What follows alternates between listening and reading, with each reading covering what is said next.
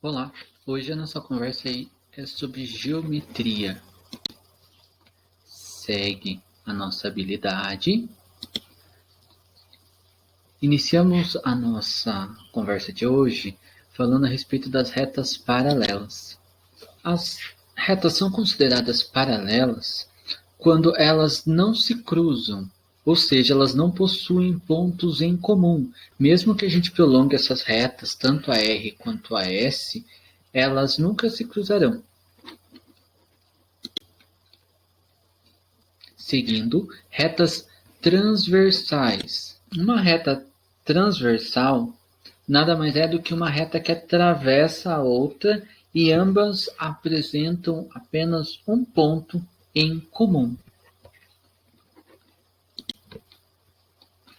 O assunto agora é ângulos opostos pelo vértice. Se a gente observar a imagem, a gente consegue observar que a reta AB e CD se cruzam em um único ponto, que está destacado em vermelho aí. Esse ponto a gente dá o nome de vértice. Quando a gente tem esse cruzamento entre as retas, acaba formando 4 ângulos, aqui nomeados de alfa, beta, gama e teta. Os ângulos que são opostos pelo vértice, eles possuem a mesma medida. No caso aqui a gente consegue afirmar que alfa tem a mesma medida que beta, ambos destacados na cor verde, e que teta tem a mesma medida do ângulo gama, ambos destacados na cor lilás.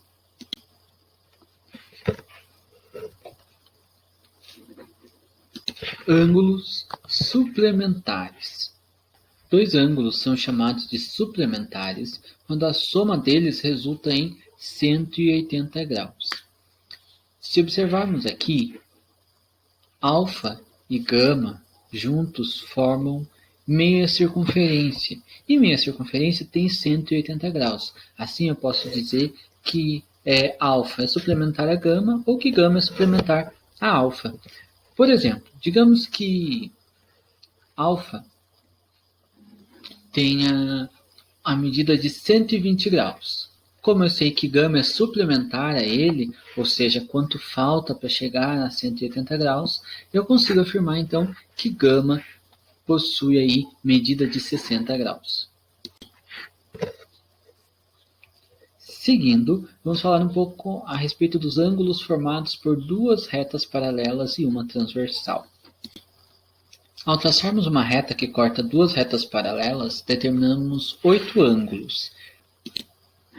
A primeira relação que a gente vai estudar entre esses 8 ângulos são os ângulos correspondentes.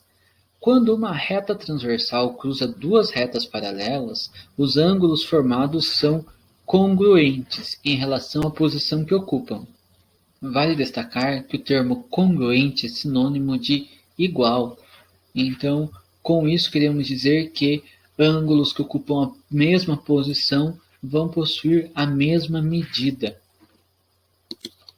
Assim, olhando o nosso exemplo, podemos observar que o ângulo B ocupa a mesma posição do ângulo F. Sendo assim, eles são correspondentes, possuem a mesma medida. Essa propriedade se aplica a todos os pares descritos nesse slide.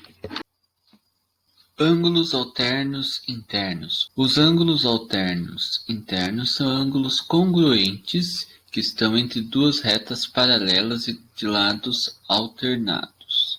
Vamos dar uma olhada no nosso exemplo aqui. No caso, está destacado aqui em roxo, então ela tem que estar entre as paralelas para ela ser interno e tem que estar de lado oposto. Então, F está do lado oposto de D, então é alterno interno. C está do lado oposto de E ele é alterno interno também. Os alternos internos eles são congruentes, ou seja, como havíamos conversado antes, congruente significa que eles possuem a mesma medida. Ângulos alternos externos. Os ângulos alternos externos são ângulos congruentes que estão externos às duas paralelas e de lados alternados. Vamos para o nosso exemplo também. Ele fica do lado de fora, como está destacado aqui, ó, das paralelas, e eles ficam de lados alternados. O B é alterno externo com H. O G alterno externo com A. Sendo assim, esses pares eles são congruentes. Seguindo, nós temos os ângulos colaterais internos. Os ângulos colaterais internos são ângulos suplementares que estão entre as duas retas paralelas e do mesmo lado da transversal. Lembrando então que ângulos suplementares são aqueles ângulos que, quando somados, dão 180 graus. Vamos para o nosso exemplo. Então, aqui, como a gente está falando que eles são colaterais internos, internos significa que eles estão entre as duas paralelas e eles estão do mesmo lado. No caso, o C e o F estão do mesmo lado da transversal, e se a gente somar esses dois, a gente chega em 180. O D e o E estão do mesmo lado da transversal, e se somados também vão dar 180. Seguindo aqui, nós temos os ângulos colaterais externos. Os ângulos colaterais externos são ângulos suplementares que estão externos às duas retas paralelas e do mesmo lado da transversal.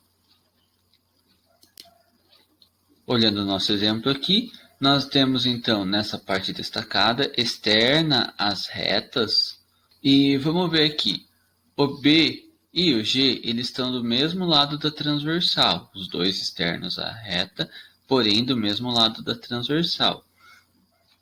Se somarmos B e G, eles vão dar aqui 180 graus. Vamos olhar agora aqui. O H e o A, eles estão do mesmo lado da transversal também. E se somados, eles dão 180 graus. Por hoje é isso. Espero que vocês tenham aproveitado bem o vídeo. Eu agradeço a todo mundo que chegou até aqui o final. Muito obrigado mesmo. E até a próxima. Tchau, tchau.